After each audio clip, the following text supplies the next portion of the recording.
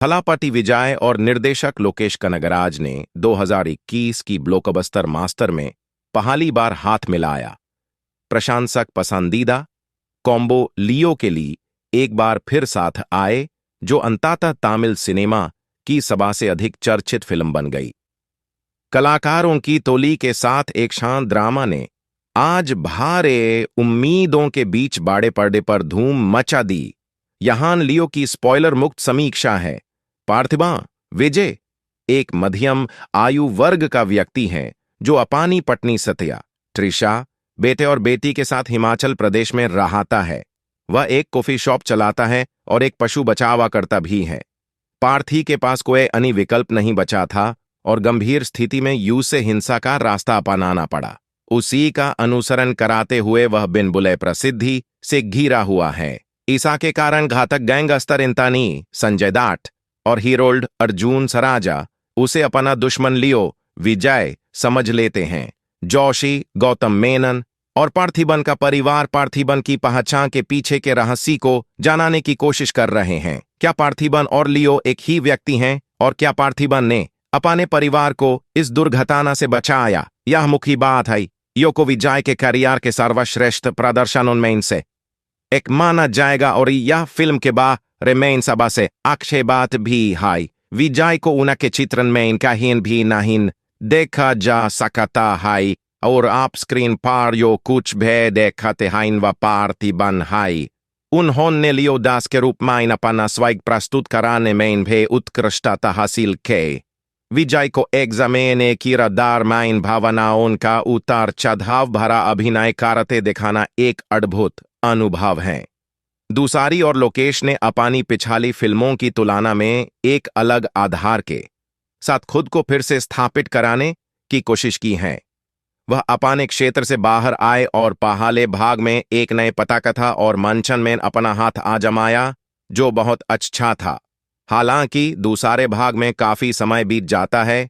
हालांकि कहानी अपने मजबूत क्षेत्र में चले जाती है। यो की शुरुआत एक साफ सुथरी फिल्म के रूप में होती है जिसमें कोई सामान्य बिल्डअप और पंच संवाद नहीं होते हैं। थुप्पक्की के बाद विजय की फिल्म में एक सूक्ष्म लेकिन शानदार इंटरवल ब्लॉक था। नकारात्मक पक्ष यह है कि फिल्म के बाद के कारी नीरस चरित्रों, नाजुक पिछली कहानियों और अतार्किक दृश्यों का शिकार हो जाते हैं। बहुप्रतीक्षित संजय दत्त और अर्जुन के किरदार लोकेश के पिछले कामों के क्या खलनायकों की तुलना में आधे भी अच्छे नहीं थे। इस पैमाने की बड़ी फिल्म के लिए रचनाकार को लिखाने में अधिक सावधानी बरतनी चाहिए थी। लियो की शुरुआत एक साफ सुथरी फिल्म के रूप में होती है जिसमें कोई सामान्य बिल्डअप और पंच संवाद नहीं होते हैं। थुप्पक्के के बाद विजय की फिल्म में एक सूक्ष्म लेकिन शानदार इंटरवल ब्लॉक था। नकारात्मक पक्ष यह है कि फिल्म के बाद के कारी नीरस चरित्रों, नाजुक पिछली कहानियों और अतार्किक दृश्यों का शिकार हो जाते हैं।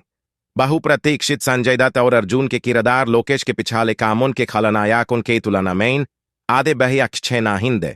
इस पैमाने के बदे फिल्म के लिए रचनाकार को लिखाने में अधिक सावधानी बरतनी चाहिए थी। तकनीकी मोर्चे पर अनाबरीव की जोड़ी का एक्शन निर्देशन शीर्ष पायदान का है और वीएफएक्स का काम सराहनीय था। हैना सीक्वेंस और कॉफी शॉप के लदाई पर नजर रखें जो बिल्कुल सर्वश्रेष्ठ हैं।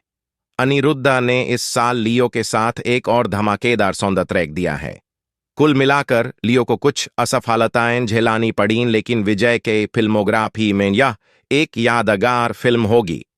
इसमें निश्चित रूप से लोकेश के प्रशंसकों को संतुष्ट कराने वाले आश्चर्यजनक तत्व भी हैं।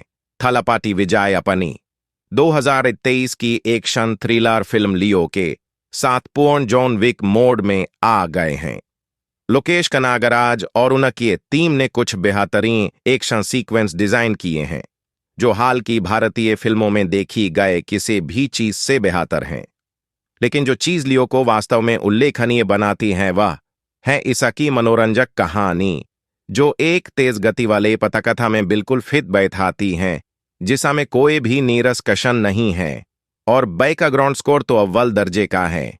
इसके मूल में स्पॉइलर अलर्ट, फिल्म एक ऐसे व्यक्ति के बारे में है जो अपने हिंसा के इतिहास को दफनाने की कोशिश कर रहा है ताकि वह अपने परिवार के साथ शांतिपूर्ण जीवन जी सके।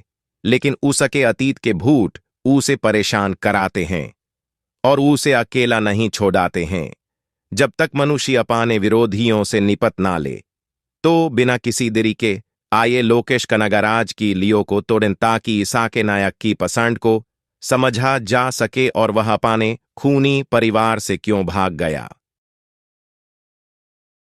अपने स्थानीय समुदाय में एक भाता के हुए लकदबग्घे को पकदान से लेकर अपने वेल बीन्स कैफे में गैंगस्तारों की पिटाई कराने तक पार्थिबन हमेशा मीडिया की सुर्खियों से बचाते हैं।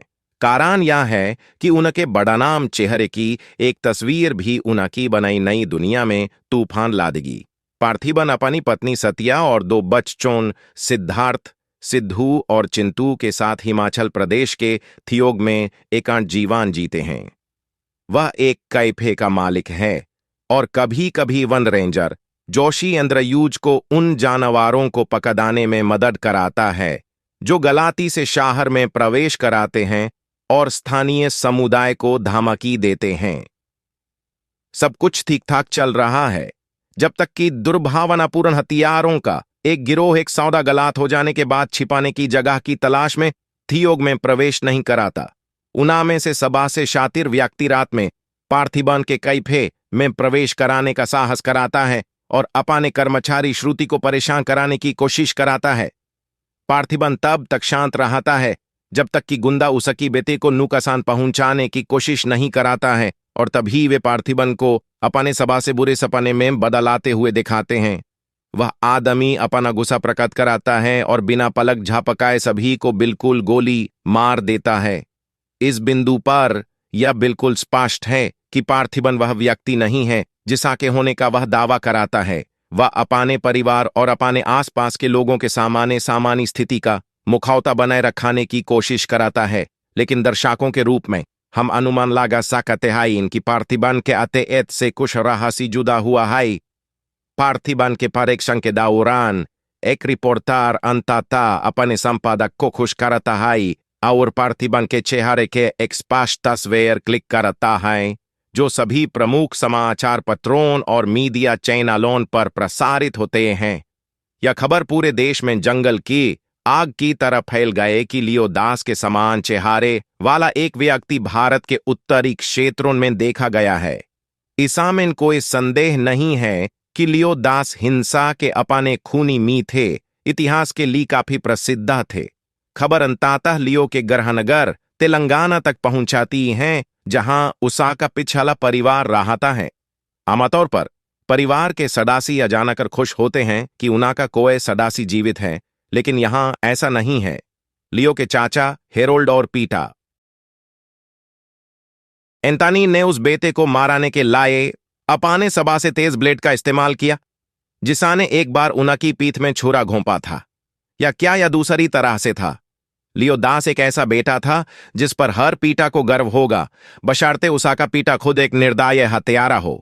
युवा प्रतिभाशाली व्यक्ति ने बंदूक को ऐसे संभाला जैसे कोई समुराई अपने ब्लेड को संभालता है और उसे हमेशा ट्रिगर खींचाने की जरूरत महसूस नहीं हुए। कभी कभी पिस्तौल की नाल को उसकी बाण पर घुमाने से ही काम चल जाता था। लोग लियो से डराते थे इसलिए नहीं कि वह ताकतवर था, बल्कि इसलिए क्योंकि वह दृढ़ इरादों वाला था। लियो की अपने पिता एंटनी के प्रति अटूट निष्ठा थी और वह उनकी इच्छाओं को पूरा कराने के लिए कुछ भी कर सकता था। हालांकि उस आदमी ने अपने पिता के पागलपन का हिस्सा बनाने से इनकार कर दिया।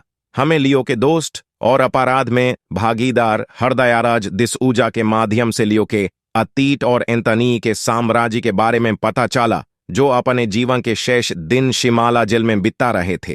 पार्थिबन की असली पहचान का पता लगाने के लिए जोशी ने जेल के अंदर दिसूजा से मुलाकात की। तभी एक कहानी सुनी जहां एक पिता ने अंधविश्वास का शिकार होकर अपने ही खून को मार डाला। 1999 में एंटनी और हेरोल्ड पूरे आंध्र प्रदेश में सबा से समृद्ध तंबाकू फैक्ट्री चलाते थे।